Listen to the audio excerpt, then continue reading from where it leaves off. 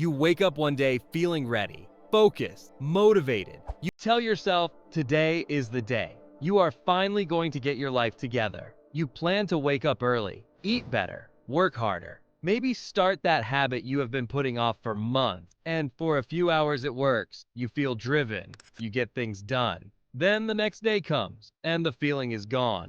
You wake up tired. Your mind feels heavy. The energy you had yesterday has disappeared. Suddenly, everything feels harder than it should. You start asking yourself what went wrong, why you cannot stay motivated, why everyone else seems disciplined while you keep falling back into the same patterns. If this sounds familiar, there is nothing wrong with you, and you are not lazy. The problem is not that you lack motivation. The problem is that motivation was never meant to lead your life. Most people are taught that motivation is the key to change, that once you feel motivated enough, you will finally be consistent. That success comes from waiting for the right feeling to show up. But science tells a very different story, and once you understand it, everything changes. Why motivation keeps failing you? Motivation feels powerful when it shows up. That is why people trust it. It creates energy. It creates excitement. It makes action feel easy. But motivation is emotionally driven, and emotions are unstable by design. Neuroscientists explain that motivation comes from short bursts of dopamine. Dopamine is the chemical linked to anticipation and reward. It spikes when something feels new, exciting, or meaningful, like starting a new goal or imagining a better version of yourself. But dopamine is not built to last. It rises quickly and falls just as fast. That means motivation is temporary. It cannot sustain long-term effort. This is why motivation works at the beginning but disappears when things become boring, uncomfortable, or slow. And real progress always includes boredom, discomfort, and slow results. So when motivation fades, people assume they failed. They blame themselves. They think they need more inspiration, more discipline, more willpower. But the truth is simpler than that. You are trying to build a stable system on an unstable feeling. Why waiting for motivation keeps you stuck? When you rely on motivation, you condition your brain to act only when things feel good. Over time, your brain starts associating effort with emotional readiness. This creates a loop. No motivation, no action, no action, no progress. No progress, less motivation. And the cycle repeats. Psychologists call this emotional dependency. Your behavior becomes controlled by how you feel instead of what you decide. And the more you wait for motivation, the weaker your follow-through becomes. This is why people quit routines that would actually help them feel better. Exercise, writing, learning, healing habits. These things work best when done consistently, not emotionally. Motivation tells you when to start, but it is terrible at telling you when to continue. So if motivation is unreliable, what actually works? The system your brain responds to. Your brain does not change through inspiration. It changes through repetition. Neuroscience shows that habits are formed in the basal ganglia. This part of the brain does not care how inspired you feel. It only cares about patterns. What you do often, what you repeat, what becomes familiar. When you repeat an action, even on low energy days, your brain starts to automate it. It requires less effort, less emotional push, less thinking. This is why brushing your teeth does not require motivation. It is a habit. And habits are far more powerful than motivation ever will be. But here's the part most people miss. Habits are not built through discipline alone. They are built through identity. Why identity beats motivation every time? Instead of asking, how do I feel today? Successful people ask a different question. Who am I becoming?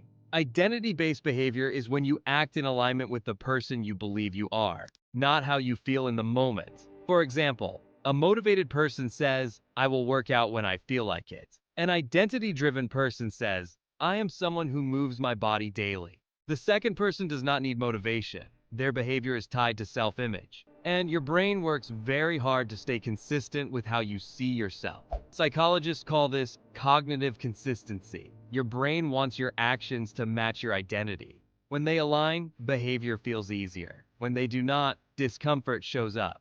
This means the fastest way to change behavior is not to chase motivation. It is to change how you see yourself in small, believable steps. What to use instead of motivation. If motivation is unreliable, and identity is what actually drives behavior, the question becomes very simple.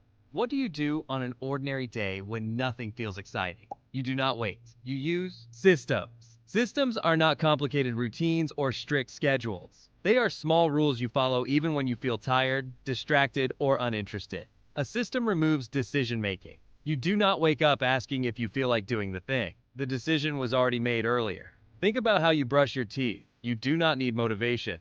You do not debate it. You just do it because it is part of your day. That is what a system does for your goals. Systems reduce emotional friction. On low energy days, emotions try to slow you down. A system keeps you moving without forcing enthusiasm. For example, instead of planning to work out when you feel motivated, you decide that after waking up, you move your body for 5 minutes. No thinking, no negotiating. Instead of waiting to feel inspired to work, you decide that once your laptop opens, you work for 10 focused minutes. If more happens, great. If not, the system still worked. Systems make action inevitable instead of optional. When action is optional, emotions take control. When action is built into your routine, progress continues quietly. Here are 4 tools that work even when motivation is gone. First, lower the starting point. Most people fail because they start too big. Big goals require big emotional energy, and that energy disappears quickly.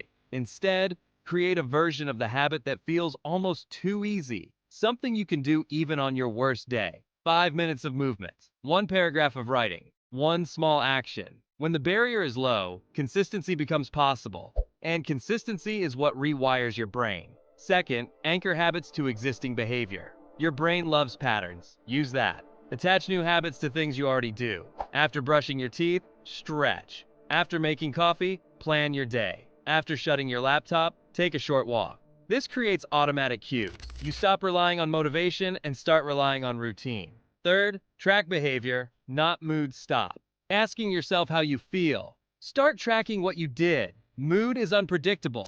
Action is measurable. When you track behavior, your brain gets evidence of progress even when emotions are low. This builds trust in yourself, and self-trust is more powerful than motivation. Fourth, design for bad days. Most plans fail because they are built for perfect conditions. But life is not perfect. Energy drops, stress happens, so plan for low energy days. Decide in advance what the minimum version of success looks like. If you show up on bad days, even imperfectly, your identity strengthens. You become someone who follows through. Why this builds real confidence? Confidence does not come from hype, motivation, or sudden inspiration. Real confidence comes from evidence. Your brain does not believe what you promise yourself. It believes what you repeatedly do. Every time you take action without feeling motivated, your brain notices it. It registers that action happened even when emotion was missing. Over time, this slowly changes how you see yourself. Each follow-through sends a clear internal message. I can be trusted. I do what I say I will do. When the brain sees this pattern again and again, it creates internal safety. Internal safety reduces self-doubt and mental friction. A calm nervous system allows confidence to grow naturally instead of forcefully. This is why disciplined people often appear relaxed. They are not fighting their emotions every day. They are not waiting to feel ready. Their behavior is guided by systems, not moods. Less internal conflict creates more mental clarity. More clarity creates steady confidence. This confidence is not loud or emotional. It is calm, stable, and dependable. The hidden benefit of stopping the chase. When you stop chasing motivation, something unexpected happens. You stop feeling guilty on low energy days. You stop waiting for the perfect moments. You stop negotiating with yourself. Action becomes quieter, simpler, more stable. And over time, motivation actually shows up more often. Not because you chased it, but because your brain rewards consistency with confidence and momentum. Motivation becomes a bonus, not a requirement. The truth most people never hear. You do not need motivation to change your life. You need structure. You need identity. You need systems that work even when you do not feel like it. And once you build those, motivation becomes irrelevant. At the end of the day, the people who change are not the most inspired. They are the most consistent. And consistency is built through decisions, not feelings. So the next time you feel unmotivated, remember this. Nothing is wrong with you. You are just human. Do the smallest version of the thing. Show up imperfectly. Let repetition do the heavy lifting. That is how real change happens. If this message resonated with you, take a moment and reflect on one habit you have been waiting to feel motivated for. then shrink it, anchor it. Start it today in the smallest way possible. Progress does not begin with motivation, it begins with action. And once action becomes part of who you are, everything else follows.